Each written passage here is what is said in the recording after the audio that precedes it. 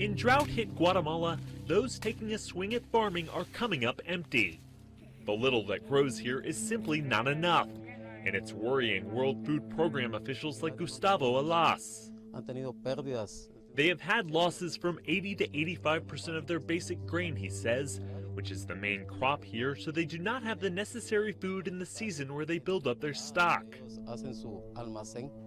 3 consecutive years of El Nino-linked drought have exacerbated poverty and hunger in the country of 15 million. The World Food Program, or WFP, says the European Union will invest $4.2 million to support families most affected by droughts, including subsistence farmers like those here in Guatemala. And without that rain, the crops and any money from selling them will only dry up.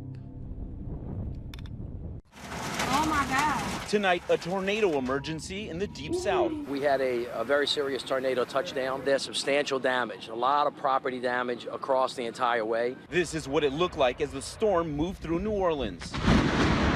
Security cameras catching the powerful winds peeling the roof right off this building. Vehicles all rushing to this area here. Dozens injured. This drone showing the destruction from above. Homes splintered to pieces. Terry Brasley Sr. and his son in their hallway as the tornado tore through. The wind was just tossing me and my son from side to side. This is the tornado aftermath. This massive wall of wind taking aim at NASA's Michoud assembly facility. In all, 4 reported tornadoes hammering Louisiana as students sheltered in school hallways. This massive wedge tornado crossing Interstate 55. Storm chasers just yards away, their vehicles shaking. Residents at Harbor Village Trailer Park caught off guard. Everything was floating on the patio. All the plants were floating out. While some were stuck in their homes because of the water, others were right out in the middle of it.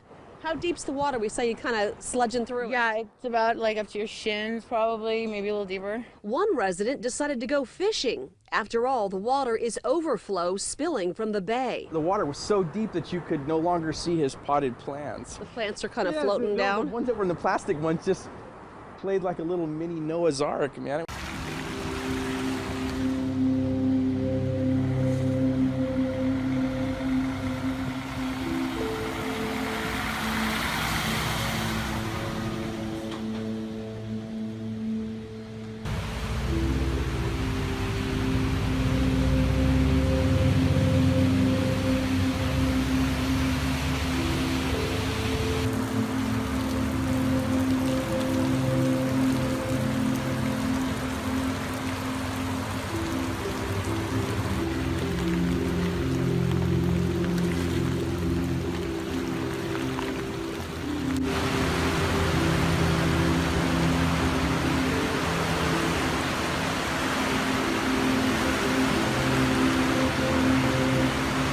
We're talking about temperatures in the single digits as possibilities with wind chill factors below 0.